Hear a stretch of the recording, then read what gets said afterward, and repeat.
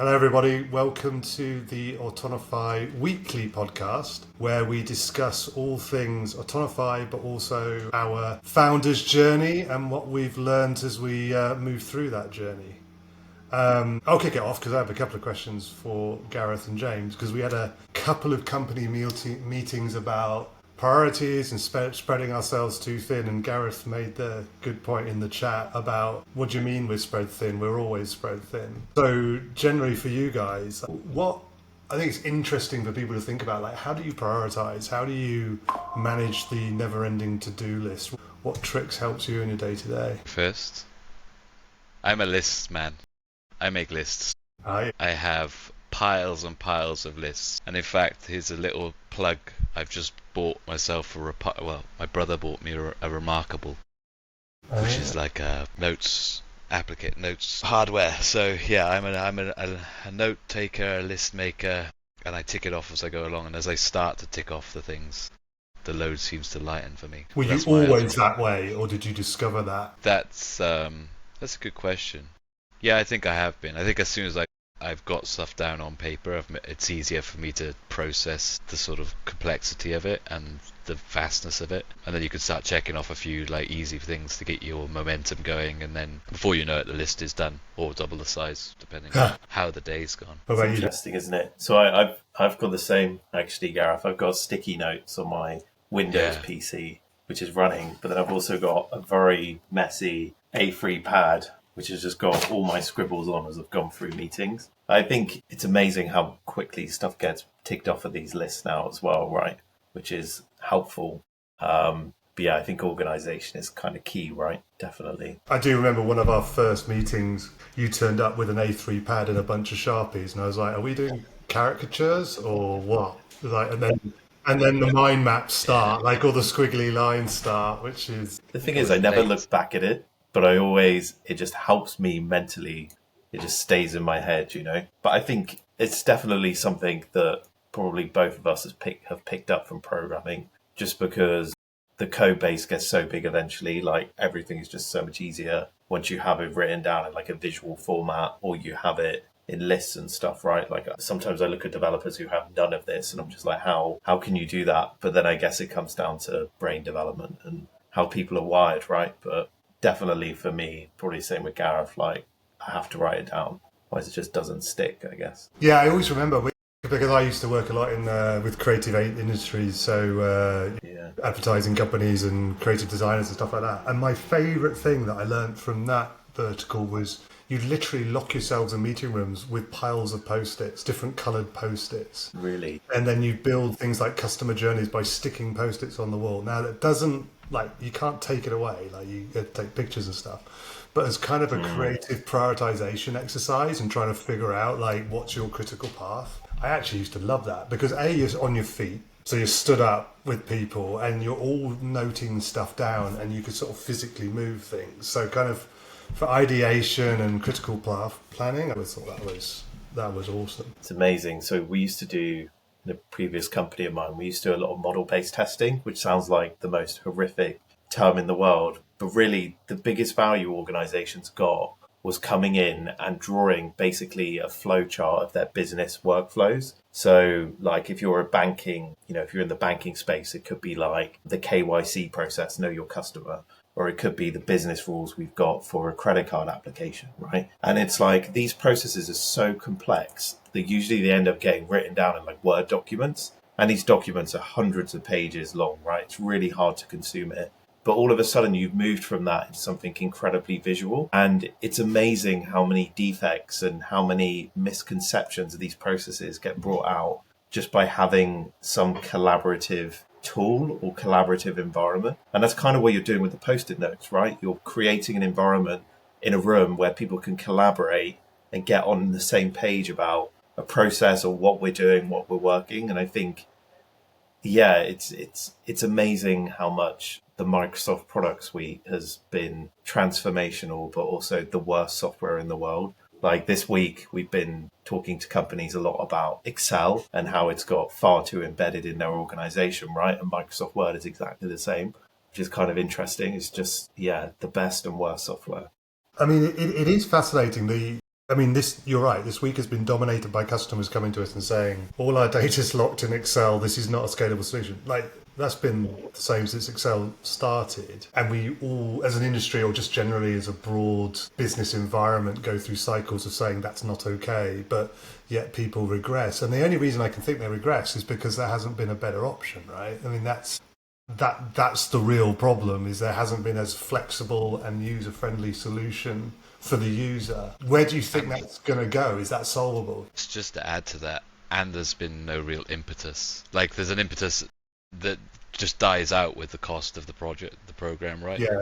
But there's never been like an end goal that we need to do this because X business value.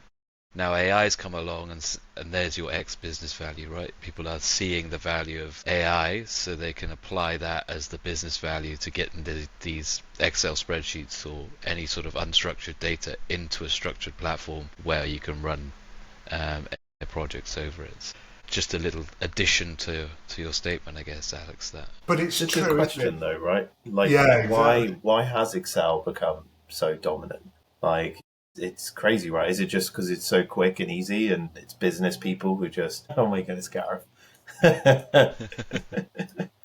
We should just end the podcast there, shouldn't we? Yeah, with the oh my goodness, you've been waiting for that moment, huh? But the reality is, so you always have this friction, and I used to feel it as when I was working on a large company as sort of an operational leader, is like, I have a KPIs of getting my business running, and I have KPIs of hitting my targets. And if my technical stack is too complicated or is 8 months out from being delivered, I'm just going to regress to a model that helps me get it done. And you end up with what we've seen this week, which is cottage industries of teams hiring people on local budgets to solve what actually should be central problems. But, you know, and we've all been through it, we've all been in, you know, business long enough that some of these central projects would take years and businesses can't wait. So is the unlock, you know, time to value, basically, because you've got to deliver something to a business user that creates value that allows them to hit their numbers quick enough. Yeah, and I mean, that's where Excel's got to, right? It's almost become like a common language, which is easy to hack and repurpose, isn't it? It does give you a lot from a business point of view, I guess, doesn't it? You can just download it, everyone's got it, everyone's got Microsoft, or you've got Google, you're good to go, you've got somewhere to store data in a really user-friendly manner. I mean, from a data engineering point of view, it's awful, but like from a business point of view, it's quite user-friendly, right? You've got a spreadsheet of data that you need to capture for your business. And to Alex's point, the fact that these projects take so long to get off the ground, and then everything that the business has already got done, they're not going to go back and just, you know, retrofit it in. So that just gets lost, right? That whole process is a bit of a flawed process because it never gets tackled. It's just technical debt that won't ever go anywhere. It's also incredibly ungoverned as well. It's like the like dirty secret every organization has. Like, we used to work with a lot of testing teams, and there would always be this like mirage of Excel spreadsheets being passed around of highly confidential information for the test environments. And it's like, oh my God, wow. Yeah. Username and passwords for production more databases. Comprehensive than that. Also, no one changes the default passwords on the databases, which is another security flaw. Postgres. I know, yeah. 1, 2, 3. Sysadmin. Yeah.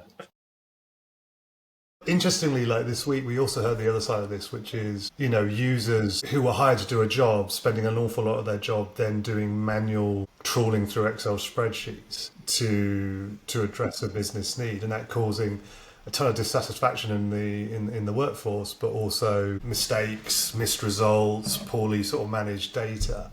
And I think when they talk to us, they're like, what they're really looking forward to is like time to value and innovation, but also they're at a point now with that kind of infrastructure where it's just not doing any of the personas any favour either. All the stakeholders are kind of irritated with it. It's definitely at that sort of tipping point. Yeah, often there's these individuals that you know, highly skilled individuals that do this task, you know, on the side because they have to, but it's not what they, you know, it's not what they went to university for. It's not what they get out of bed and go to work for. It's just a part of the job, and that's a great opportunity for sort of AI to come in and disrupt that sort of approach. Build an agent to do that distinct bit of work, move on. Yeah, I think that's probably been my biggest learning this week, since that's what we're talking about on the podcast now, guys. Yeah. So I was quite impressed, actually, because, I mean, me and Gareth have been talking about this for a while. But this concept of, because obviously we do data discovery, right? We can catalog data and everything. And one of the utilities we have is we can expose that discovery catalog we provided over MCP. So it can be plugged into kind of all of the agentic workflows. And basically, we brought in one of these horrific Excel files, we scanned it,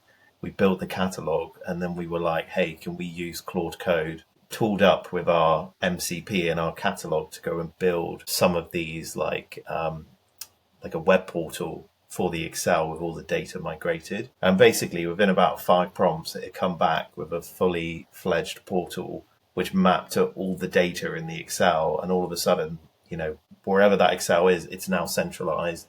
There's a portal available that can be used for CRUD activities, right? Which is amazing. Like that, going back 1-2 years ago, like even more, like maybe 3 or 4 months ago, like that would have required a whole team of engineers to go and perform that kind of activity. And it's amazing what you can do with some of the technology now and the tooling, right? And that even blew me away. I didn't think that would deliver that kind of result. But yeah, it just shows that AI with the right tools can achieve a hell of a lot more than without them, I guess, right? With our tools. Yeah. With our tools. A bit of a plug, but yeah.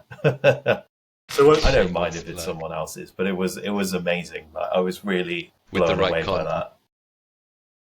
Yeah, exactly. Yeah. What did you learn this week, Gareth?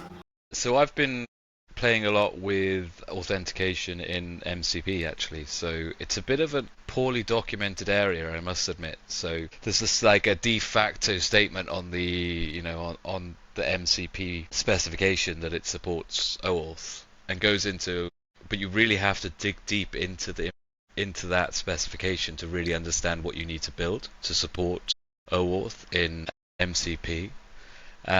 So it was a real challenge. It was an enjoyable piece of work because I had to get really deep into the details, and I feel like with the amount of vibe coding I've been doing with Claude Code, it's nice to get down into the details and feel like I can still do it. But yes, there's a few gotchas for people out there, like MCP specifications that dictates that the MCP server should be an authorization server, which I don't really agree with. I think it should be a resource, and the authorization server should be separate, and that would be a better OAuth flow in general. It also would mean you don't have to just create endpoints for the sake of endpoints in your MCP server that aren't going to have any functionality. They're just there because the specification says they should be there.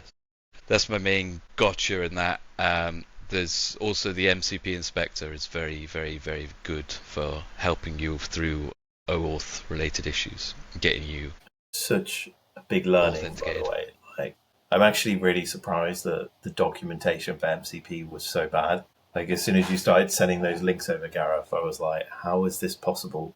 Like, almost the entire internet is talking about MCP at the moment. Yeah, you go to the documentation, there's barely anything describing how to authenticate. This is no examples either. It's really odd. Yeah. It's like this. Usually, you would have like a huge amount of Reddit posts or Stack Overflow that are looking at these specific issues. But I think I'm just wondering whether people aren't creating this content anymore because AI content is so prevalent. But also they solve it with AI and then they just move on. Like why would I don't need to Stack Overflow because I'll just ask Claude Code and hammer Claude Code until it tells me what to do. Might not have been possible for this use case, but still, it did scare me a bit because I was used to. All I needed was one example of how it would be set up, and it would have been golden. But it just struggled. Yeah, that also makes me wonder if there's actually any enterprises properly using MCP because I mean, how if there's no documentation, how is anyone implementing it? Unless they're working with one of the providers directly, right? Like OpenAI or Anthropic or something. But it might also be like secret source. People are guardrailing it because it's not easy. They're like, well, is it Cloudflare? No, CloudFront. They've come out with a massive MCP offering, and they have OAuth, and that's part of their USP is that they say you get enterprise ready OAuth. old MCPs on their infrastructure. I think it's a little bit of secret sauce and a little bit of AI. Interesting. Saturation. You said, Gareth, you were going to write a blog or something on this, right? He's still I might doing do a that? LinkedIn post. Do a LinkedIn keep post. you accountable. How about you, Alex? What did you learn this week? So I'm still going through my, as you are keenly aware, because I keep sending you the outputs of what my agents have been doing, so you keep getting bombarded. But I've still been working on that, and I'm definitely going through that kind of slight cognitive dissonance of this is cheating a little bit as I kind of go through it. But I think particularly I think it was 2 nights ago when I was doing some commercial terms and kind of working on it, that used to take me at least 2 weeks and 2 people. Just to get the research, just to do some of the kind of the modelling and kind of the thesis testing and all that sort of stuff, just that thought process. And it basically took me half a day and some part of an evening. But then that kind of made me think about, so where's the value? What's to stop anybody doing this? And then you quickly realise it's but the thought process is the same. It's just the resource that's changed, as in, the 2 resources being time and obviously a team. But the thought process is the same, and actually that's where the focus should shift then, because that's where the creativity now sits, if that makes sense. And actually I have a really good friend who I went to grabbed a coffee with over lunch earlier on, and he had the same conversation. He's it's a completely different job, and he's just using ChatGPT, and he's like, where's the creativity going? And you're like, well, actually the creativity is now shifted to the thought process. How creatively am I going to position this tool, set up this tool? And that makes me feel a bit better, because you're a bit hang on a second, am I literally just replacing myself when I'm doing some of this? But then you're thinking, but actually I'm quite pleased with the output, because I've been able to iterate in a really creative way and come up with something that would have, just from the meetings and the discussions, would have taken me a lot longer. I've kind of learned, again, I keep going through this, I keep saying mental shifts, but I'm kind of learning these mental shifts as we progress through it. It's interesting, isn't it? Because to me, everyone's really worried about AI taking jobs and everything, right? And I've no doubt it will, obviously. Yeah. But the pure nature of AI, it can't come up with new concepts. It's trained on existing things. It comes up basically with, combining existing concepts or regurgitating information. So by that alone, the whole creativity piece, it's not like that's ever going to go away, right? So, yeah. And it enhances it. It's interesting hearing you say. If the iterations, and I used to, when I managed a large team, I used to drive them mad, because I would be asking another question. I was like a toddler, another question, another question, another question. And you got to be slightly careful, because you don't want to burn the resource going down dead ends, right? Well, I can go down dead ends now. I can, I can test ridiculous ideas, and that iterative sort of nature of it is really, really interesting. I agree. All right, guys, 21 minutes. Short one today. Aren't we? Yeah. Thanks everyone for listening. If you're following our journey, like we said, or like I said at the top, this will be a weekly occurrence from James, Gareth and I, so we look forward to speaking to you soon. Thanks everyone. See you later.